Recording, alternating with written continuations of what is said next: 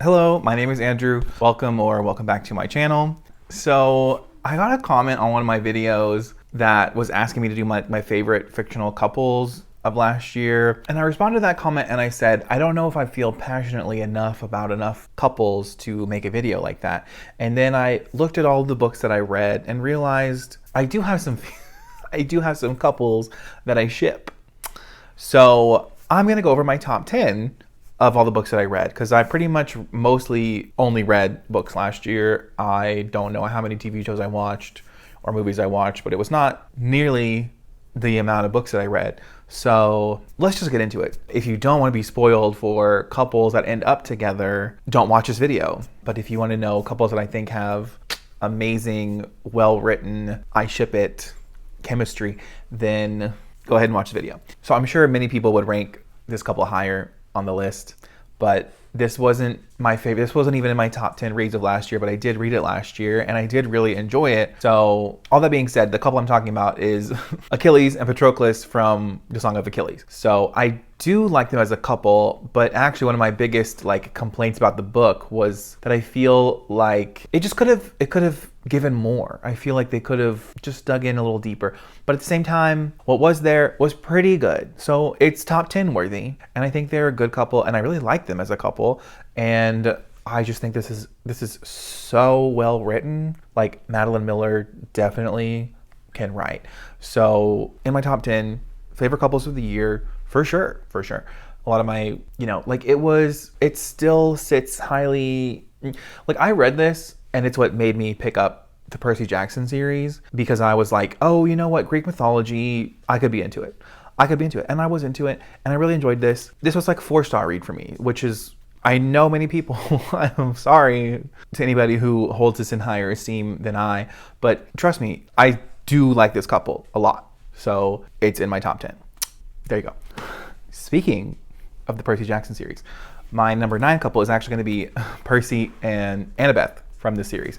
So yeah, I read this whole series for the first time in 2021 as a 29-year-old man, and it was such a good time. And yeah, Percy and Annabeth I think are so cute, and I love that she calls him Seaweed Brain, and I love when couples have nicknames for each other, as you will see as the list goes on.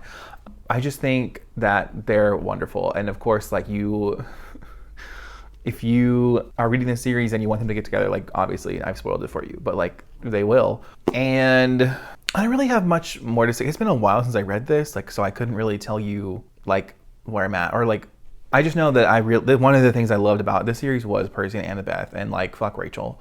So she needs to move out the way. It's Percy and Annabeth, Percabeth, 100%. Who's anybody else? They don't matter. Percabeth. So that's number 9. Number 8, we have an author I talk about all the time on my channel. And one of the things that she excels at is romance. But that is my favorite couple from this whole, we're just going to talk about Chain of Gold.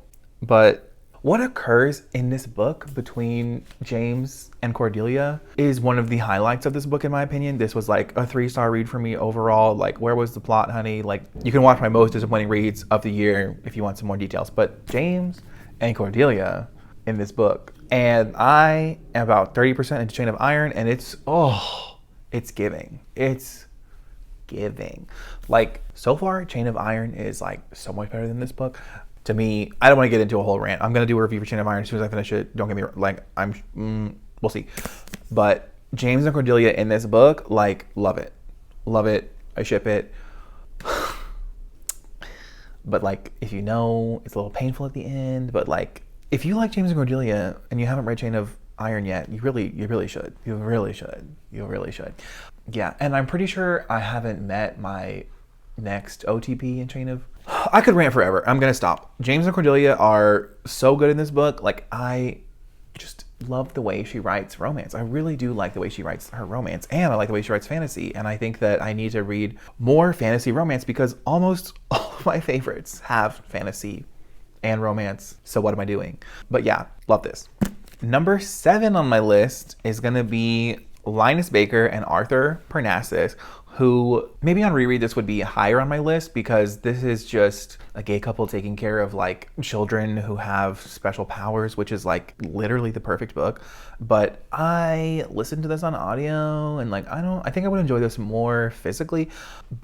And oh man, there are some really good lines in this book, but their relationship and like the third act scene in this book where it's just so beautiful when like Linus just realizes like where he should really be spending his time. It's so beautiful. It's so beautiful. And then they have that song, you know, Somewhere Beyond the Sea, waiting for, oh, it's so good. It's so good. Maybe it should be higher on the list. I don't know, because there was some tough competition here, but this is really, like, I definitely enjoyed this more than who we've talked about so far, but we'll get into who's next. Okay, so this is number 7. But oh man, the rest are also good, okay? They're so good. Number 6 on my list is Lazlo and Sarai in this book. I loved it. I loved it so much. And I do kind of feel like the romance part of this story maybe overtakes the fantasy a little bit, but I didn't mind it because there was still a lot of fantasy stuff going on. I mean, the main girl has like blue skin.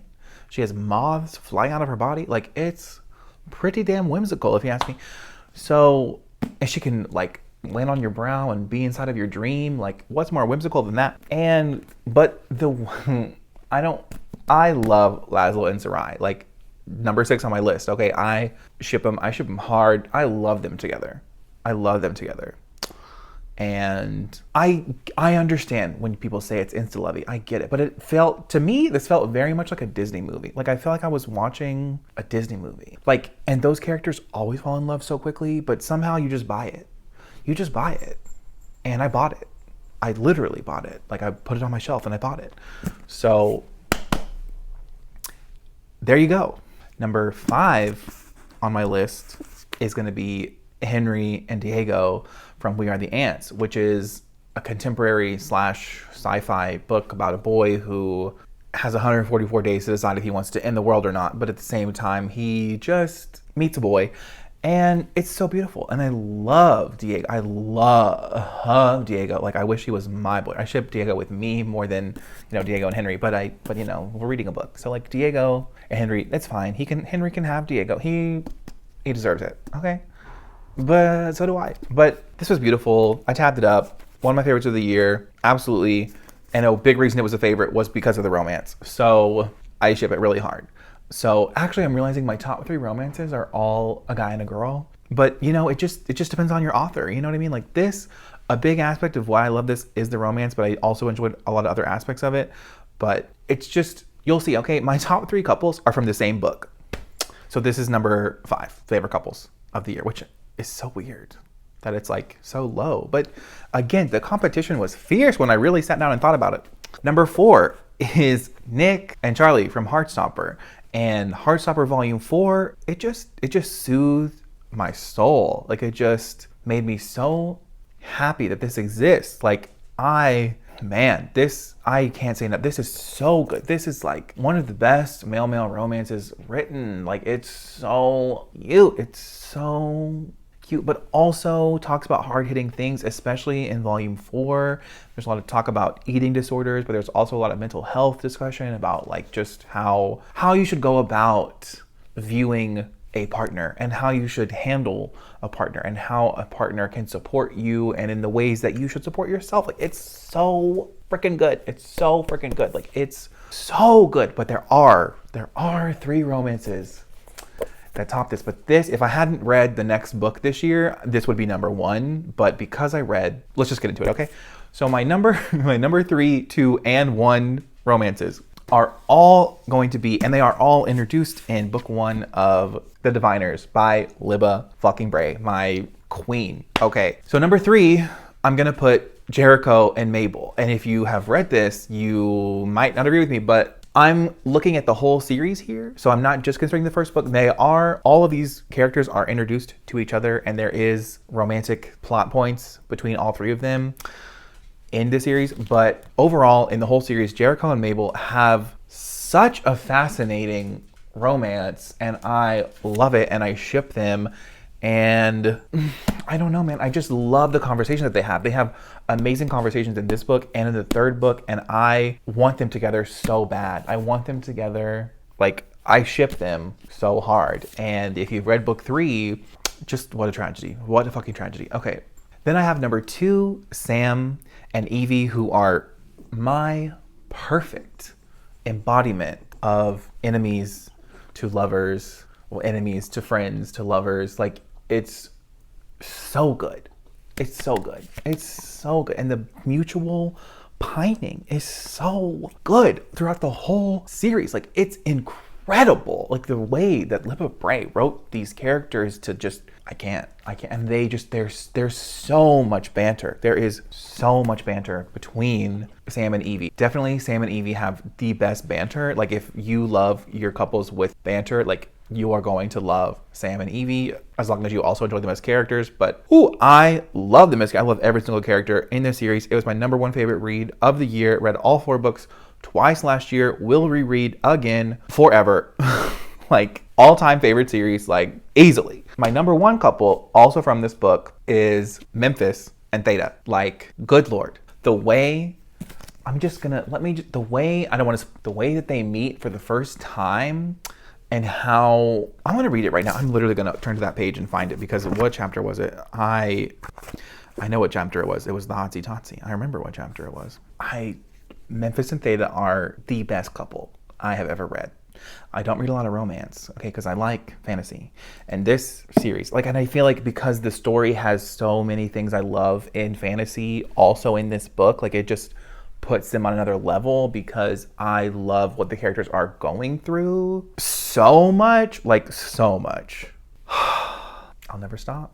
I really just won't. So, like, I'm sorry, but 3 of my top 10 romances are right here, kiddos.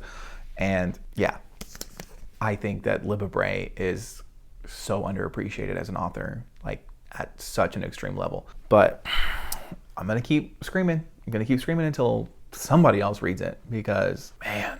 Yeah, so I pretty much ship everyone who you're supposed to ship in here. There you go. So those are my I'm gonna somehow find a way to incorporate this book into every single video. So if you watch my videos, like, I'm sorry, just get ready now. Like, it's, so let me know your favorite fictional couples. I would love to hear, because as I'm discovering, I am not heartless. I love romance. Like, I genuinely love romance, especially some male romance, but also, like, I don't mind. You know what I need? I need some female romance recs, because I don't think any of my favorite couples were female, and I need to read some more, because clearly this list is highly lacking in that department. So I would love it if you could leave me some recommendations. Really appreciate it. Just anything else you want to let me know in the comments, feel free to sound off. I will leave my Instagram, Goodreads, and Twitter as well, free to check out if you would like. That is all. Have a great day. Bye.